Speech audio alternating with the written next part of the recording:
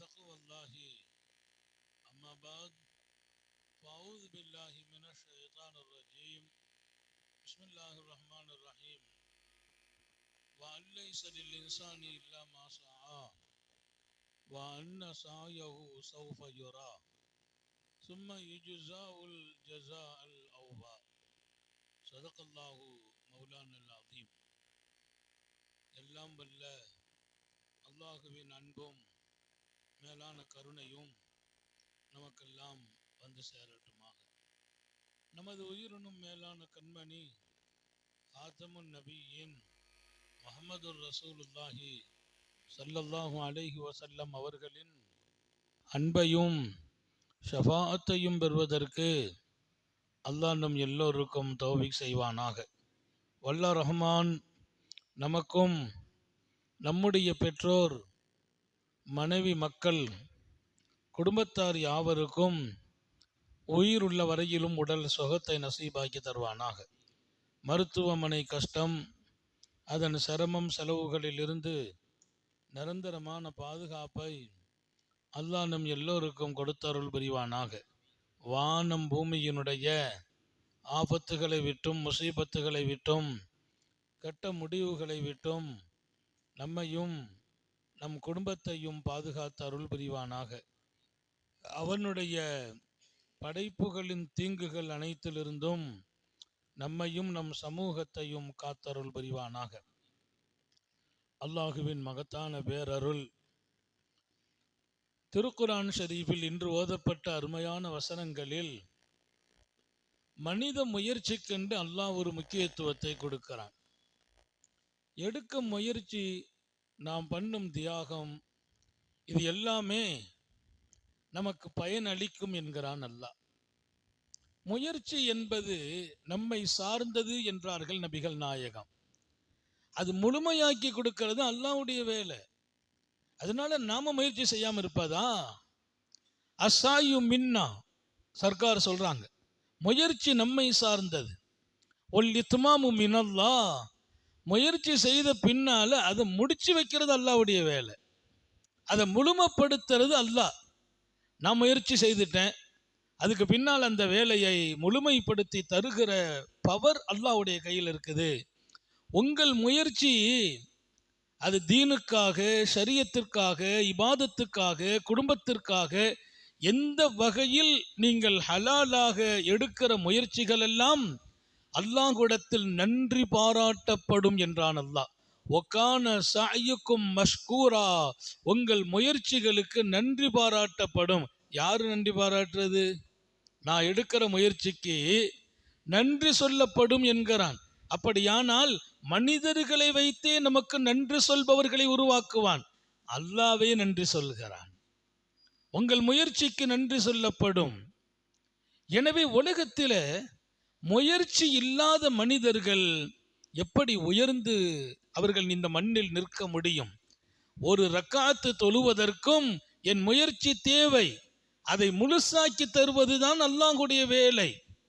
நான் ஒரு தடவை குர்ஆனை எடுப்பதற்கும் ஓதுவதற்கும் நான் முயற்சி செய்ய வேண்டும். அதை தொடர வைப்பது அல்லாஹ்வுடைய வேலை. அதேபோல் என் வாழ்க்கை சார்ந்த எடுக்கிற முயற்சிகளும் நம்மை சார்ந்து இருக்க வேண்டும். வஅன்ன சஅயக்கும் மஷ்கூரா, அல்லாஹ் சொன்னது போல் உங்கள் முயற்சி நன்றி பாராட்டப்படும். இன்று ஓதப்பட்ட வசனத்தில் அல்லாஹ் சொன்னான், மனிதர்களுக்கு வஅல்லைஸ லில் இன்சான் இல்லா மா சஆ, மனிதன் எதை முயற்சி செய்தானோ அதுதான் அவனுக்கு கிடைக்கும். எதை முயற்சி செய்தான் அது அவனுக்கு திட்டமாக கிடைக்கும். உலகத்தில் வாழ்கிற போது என்னை வளப்படுத்துவதற்கும் அல்லாஹ்வின் நெருக்கமாக்கி கொள்வதற்கும், இன்னொரு பக்கம் வாழ்க்கையை அழகாக்குவதற்கும் நான் எடுக்கும் முயற்சி நிச்சயம் கிடைக்கும். சின்ன அமலா இருந்தாலும் அதுல நம்பிக்கை இருக்கணும், இதன் பலன் நான் அனுபவிப்பேன் என்று. அல்லாஹ் திருக்குர்ஆனிலே இன்னொரு இடத்தில் சொன்னான், நீங்கள் செய்யும் சின்ன காரியத்தையும் மனிதன் கண்டுகொள்வான் என்கிறான். ஒமை யஅமல் மிஸ்கால தர்ரத்தின் கைரை யரா, சிறிய அளவு நன்மைதான், நம்ம முயற்சி எடுத்துட்டோம், அதுல ஈடுபட்டோம், அது கண்டுகொள்வான். உலகத்தில் வீண் போகாத ஒன்று. வஅன்ன சாயக்கும் சௌஃப யுரா, நீங்கள் எடுத்த முயற்சியை நிச்சயம் ஒரு நாள் கண்ணால் பார்ப்பீர்கள். இங்க நம்ம எடுக்கிற முயற்சி ஒரு நாள் பார்ப்போம். பார்க்கிற போது இன்னும் கூட எடுத்திருக்கணுமே நினைப்பாங்களாம். இன்னும் கூடுதலான முயற்சிகள் செய்திருக்கணுமே, இன்னும் கூடுதலான வணக்கங்கள், இபாதத்துகள், திக்ருகள் செய்திருக்க வேண்டுமே என்று ஆசைப்படுவார்கள். மறுமையில மனிதனுக்கு கவலை எல்லாம் கிடையாது. மர்ம வாழ்க்கையில கவலை இல்லை, போட்டி பொறாமையும் இருக்காது, மகிழ்ச்சியான வாழ்க்கை தான். மனிதன் மர்மையில கவலைப்படுவதாக இருந்தால் இந்த உலகத்தில் எந்த நேரம் அல்லாஹ்வின் நினைவு இல்லாமல் போனதோ அதை நினைத்து கவலைப்படுவான். எந்த நேரம் சரியான முயற்சிகளை இந்த தீனுக்காகவும் வாதத்திற்காகவும் அல்லாஹ்வுக்காகவும் எடுக்காமல் விட்டானோ அதை நினைச்சு கவலைப்படுவான். என்ன காரணம்? அவனுக்கு கிடைக்கிற அந்த லாபத்தை பார்த்து விட்டு ஆஹா எத்தனை நாட்களை வீணாக்கி விட்டோம் என்று நினைப்பான். இங்கே அல்லாஹ் சொன்னான், வலைஸலில் இன்சானி இல்லா மா ஸஆ வஅன்ன ஸஅயஹு ஸௌஃப யுரா சும்ம யுஜ்ஸாவுல் ஜஸாஅல் அவ்ஃபா.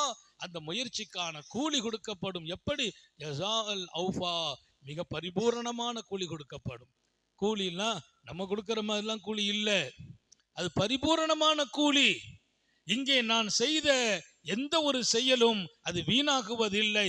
அல்லாஹ்வை நோக்கி நான் அசைந்த ஒவ்வொரு அசைவும் நாளை ஒரு பெரிய பலனை நமக்கு தருவதில் எந்த சந்தேகம் இல்லை. அதுக்கு அல்லாஹ் கூலின்னு சொல்லல, ஜஸா அல் அவ்வா, முழுமையான பரிபூரணமான கூலி. அந்த கூலி அல்லாஹ் தான் கொடுக்க முடியும். மனுஷனுக்கு பரிபூர்ணமான கூலி கொடுக்க முடியாது. பரிபூர்ணமான கூலியை அல்லாஹ் மனிதனுக்கு கொடுப்பான்.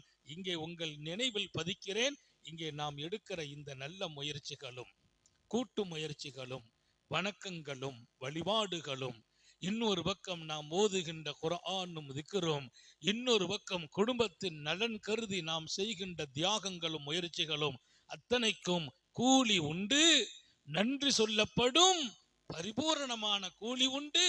இதன் பலனை மறுமையில் மனிதன் கண்டே தீர்வான் என்று அல்லாஹ் சொல்கிற இந்த வசனங்கள் எல்லாம் நமக்கு ஒரு பெரிய புத்துயிரை தருகிறது, நம்பிக்கையை தருகிறது.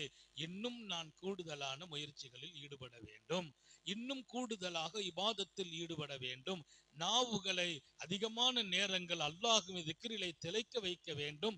பெருமானார் ஸல்லல்லாஹு அலைஹி வஸல்லம் அல்லாஹ்ட்ட கேட்ட துஆ, லிசானன் ஸாக்கிரா, உன்னை நினைவு கூறுகிற நாவை தருவாயாக. என்னுடைய நாவு உன் திக்ரிலே நிலைக்கிற நாவாக இருக்க வேண்டும். ஓ கல்பன் ஷாக்கிரா, உனக்கு நன்றி சொல்லும் இதயத்தை தருவாயாக. இது அனைத்துமே நமக்கு நாளை விடாத பாக்கியங்களை தொடர வைத்து கொண்டே இருக்கும். சாலிஹீங்களுடைய வாழ்க்கையில போய் கொஞ்சம் நின்று பார்த்தால் எத்தனை பெரிய வாய்ப்புகளை அந்த பெருமக்கள் தேடி தேடி அலைந்தார்கள். காரணம், ஏதாவது ஒன்று நாளை நமது அந்தஸ்தை உயர்த்தி விடாதா? நிர்பாக்கியமுடைய இடத்தில் கொண்டு நம்மை நிறுத்தி விடாதா? சையதுனா தல்ஹா ரலியல்லாஹு அன்ஹு சொல்வாங்க, ஒரு தடவை ராத்திரி நேரம் நான் எழுந்திருச்சு வர்றேன், உமர் ரலியல்லாஹு அன்ஹு அந்த ஊருடைய கடைசியில் ஒரு வீட்டுக்கு போயிட்டு வர்றாங்க. அந்த வீட்டில் இருந்து மிட் நைட்டில் வெளியில் வர்றாங்க. மனசு தானே, மனுஷன் தானே, கொஞ்சம் மனசில் ஒரு நெருடல். ரெண்டாவது நாளும் அதே மாதிரி நிலை. அவங்க அங்கிருந்து வர்றாங்க, அந்த வீட்டுக்கும் அவங்களுக்கும் சம்பந்தம் இல்லை, ராத்திரி நேரம் அங்கே போக வேண்டிய அவசியம் இல்லை. என் மனசு ஒரு வகையான சங்கடப்பட்டது. அது மனித பலகீனம். நபி பெருமானார் ஸல்லல்லாஹு சொல்லுவாங்க, சந்தேகப்படுற மாதிரி இடத்துக்கு நீ போயிடாதேன்னாங்க. நீ நல்ல ஆளு, நீ போயிட்டு வர்ற இடம் 4 பேருக்கு சந்தேகத்தை கொடுக்குற மாதிரி இருந்துட வேண்டாம். சாராய கடையிலிருந்து வெளியில் வர்றாரு, யாராச்சும் பார்த்தா அவர் பெரிய ஆளாச்சே அப்படி நினைக்கிறது இல்லை, இந்த மனுஷனுமா இது பண்ணுறாருன்னு நினைப்பாங்க. அவரை கூப்பிட்டு ஏன்பா போனேன், 1000 ரூபாய்க்கு 500 ரூபாய்க்கு சில்லறை மாற்ற போனேன், சில்லறை மாற்ற அங்கே போகக்கூடாது. ஏன்? படும் பார்வையில் உன் மீது சந்தேகம் வர்ற மாதிரி நடக்காதே என்றார். அல்லாஹ் எல்லாருக்கும் தௌபீக் செய்வானார். அந்த இடத்திலிருந்து உமர் ரலியல்லாஹு அன்ஹு வெளியானது எனக்கு ஒரு வகையான மன குழப்பத்தை கொடுத்தது. அப்புறம் நான் ஒரு நாள் என்ன பண்ணேன், அவங்க வெளியில போன உடனே அந்த வீட்டுக்குள்ள நான் போயிட்டேன். என்ன நடக்குது, எதுக்கு வர்றாங்க, ஏன் போறாங்க, அங்க யார் இருக்கா என்று பார்த்தால் அங்கே ஒரு வயசான பெண்மணி இருக்கிறாங்க. நான் போய் அந்த அம்மா உமர் ரலியல்லாஹு தஆலா அன்ஹு அவங்க வந்துட்டு போன பின்னால நான் அந்த வீட்டுக்குள்ள நுழைஞ்சேன். போய் பார்த்தால் அந்த அம்மாட்ட கேட்டேன், இங்க யாருமா வந்துட்டு போறாங்க? அது நாட்டினுடைய ஜனாதிபதி உமர் ரலியல்லாஹு அன்ஹு வந்துட்டு போறாங்க. என்னுடைய வேலைகளை அவங்க என்ன பண்ணுவாங்க, இங்க வந்து எனக்கு தேவைகளை எல்லாம் பூர்த்தி செய்வாங்க, எனக்கான உணவுகளை செய்து வைப்பாங்க, செய்து வச்சுட்டு எனக்கு இருக்கக்கூடிய ஆடைகளை சுத்தம் செய்வாங்க. எனக்கு ஆள் இல்லை, பிள்ளைங்க இல்லை, யாரும் இல்லை. அத்தனைக்கு மேலால் அந்த பாக்கியமான உமரை பார்ப்பதற்கு கண்ணும் இல்லை என்றார். கண்ணும் இல்லை. நான் துடிதுடித்து போனேன். என் நஃப்ஸை நான் அழித்தேன். எப்படிப்பட்ட மனிதர், எத்தனை பெரிய மனிதர்! என் மனதில் தவறான எண்ணம் வந்து விடுமோ என்பதற்காக நான் அதை தண்டித்தேன். தண்டித்து விட்டு அல்லாஹ்வுக்கு நான் நன்றி சொன்னேன். ஹஜ்ரத் உமர் இப்னுல் கத்தாப் ரலியல்லாஹு அன்ஹு அவர்களை சந்தித்த போது அவங்க சொன்னாங்க, அபூபக்கர் சித்திக் ரலியல்லாஹு அன்ஹு அவங்க ஜனாதிபதியா இருக்கிற போது அந்த வீட்டுக்கு போயிட்டு ராத்திரில போய் வேலைகள்லாம் முடிச்சிட்டு வந்தாங்க. நான் ஒரு நாள் அவங்க வஃபாத்தான பின்னால அந்த அம்மாவுக்கு செய்தி போயிட்டு அவங்க கவலையில் இருக்கிறாங்க. நான் போய் அந்த வேலையை செய்தேன். செய்த உடனே அந்த அம்மா சொன்னாங்க, இது அபூபக்கர் இல்லையே அப்படின்னாங்க. அபூபக்கர் போயிட்டாங்க அப்படிங்கிற செய்தி எனக்கு உங்களுக்கு தெரியும் இல்ல? ஆமா, இப்ப நான் உமர் வந்திருக்கிறேன் என்றேன். என்னுடைய வேலையை வித்தியாசப்படுத்தி இது அபூபக்கர் வேலை இல்லை என்று உணர்கிறார்கள் அந்த அம்மா. இன்னொரு பாடம், இந்த வேலை நான் மாத்திரம் செய்யவில்லை, எனக்கு முந்தி முன்மாதிரி அபூபக்கர் சித்திக் ரலியல்லாஹு அன்ஹு. ஆதரவற்ற அந்த பெண்ணுக்கு பிள்ளைகள் இல்லை, கணவன் இல்லை, குடும்பம் இல்லை, கண் பார்வை இல்லை, எதுவுமே செய்ய முடியாது. அவர்களுக்கான உணவை, அவர்களுக்கான ஏற்பாட்டை, அவர்களுக்கான அந்த உடைகள் மாற்றங்களை எல்லாம் நாங்கள் போய் செய்து வந்தோம் என்று சொன்ன அந்த காட்சி என் கண்முன்னால் நிற்கிறது என்பார்கள். எப்படி அல்லாஹ்விடத்தில் தங்களது உயர்ந்த முயற்சிகளால் நற்பாக்கியங்களை அடைய வேண்டும் என்று சஹாபாக்களை தான் நீங்கள் பார்க்க வேண்டும். சஹாபாக்களை தான் பார்க்க வேண்டும். அவர்களுடைய அமல்கள்ல என்ன குறைவு இருக்கிறது? இரவெல்லாம் இறைவனுக்காக, பகலெல்லாம் சமுதாயத்திற்காக பாடுபட்ட பெருமக்கள் இல்லையா? தியாகம் செய்த முன்மாதிரியாளர்கள் இல்லையா? நன்றி உடைய வாழ்க்கை வாழ்ந்தவர்கள் இல்லையா? அவர்களின் முயற்சியில் கடுகளவும் தீனுக்கும் சமூகத்திற்கும் ஆற்றிய முயற்சி குறைந்ததே இல்லை. அதற்கு மேலால் ஆதரவற்றவர்களோடு இரவு நேரம், தூங்க வேண்டிய நேரம், தஹஜ்ஜத்துடைய நேரம் ஆதரவற்றவர்களின் கண்ணீரை துடைப்பதற்கு பயன்படுத்தி கொண்டார்கள் என்றால் அவர்கள் எத்தனை உயர்ந்த மனிதர்கள்! அல்லாஹ் சொன்னான் இல்லையா, உங்கள் முயற்சிக்கு பரிபூரணமான கூலி வழங்கப்படும். இது போன்ற வசனங்கள் அவர்களை முழுக்க முழுக்க தன் வாழ்க்கையை பறந்து விரிந்த முயற்சியில் ஆக்குவதற்கு தூண்டுகோலாக அமைந்திருந்தது. எல்லாம் அல்ல அல்லாஹ் அப்படிப்பட்ட அழகிய முயற்சியுடைய வாழ்க்கை நாம் வாழ செய்வானாக. நமது உணர்வுகளை, எண்ணங்களை சீராக்குவானாக. கடுகளவா இருந்தாலும் அந்த நன்மை செய்வதில் அல்லாஹ் ஊக்கத்தை தருவானாக, ஆர்வத்தை தருவானாக. நம்ம நிறைய செய்துட்டோம், நம்ம நல்ல நிலையில வாழ்றோம் என்கிற எண்ணத்தை தாண்டி இன்னும் நான் செய்ய வேண்டும், இன்னும் செய்ய வேண்டும். காரணம், அந்த நாள் மகிழ்ச்சி பெறும் நாள். அல்லாஹ் கொடுக்கிற கூலியை பார்த்து அந்த கூலி முழுமையாக கிடைக்க வேண்டும் என்பதில் மிகுந்த ஆர்வத்தை அல்லாஹ் உங்களுக்கும் எனக்கும் வழங்குவானாக. நீண்ட நெடிய நாட்கள் நோய் நொடிகள் இல்லாமல் உடல் ஆரோக்கியத்தோடு, மன நிறைவோடு, இன்பத்தோடு அல்லாஹுவை நின்று வணங்கி வழிபட்டு வாழும் நசீபையும் பாக்கியத்தையும் எல்லாம் அல்ல அல்லாஹ் உங்களுக்கும் எனக்கும், நம்மை ஈன்றெடுத்த தாய் தந்தையர்களுக்கும், நமது மனைவி, மக்கள், உற்றார் உறவினர் யாவருக்கும் கொடுத்த அருள் புரிவானார்.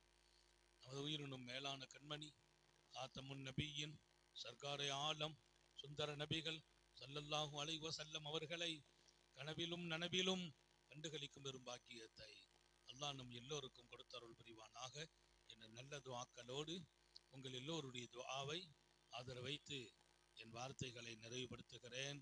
வாஹிர் தாவானா அல்ஹம்துலில்லாஹி ரப்பில் ஆலமீன். அஸ்ஸலாமு அலைக்கும்.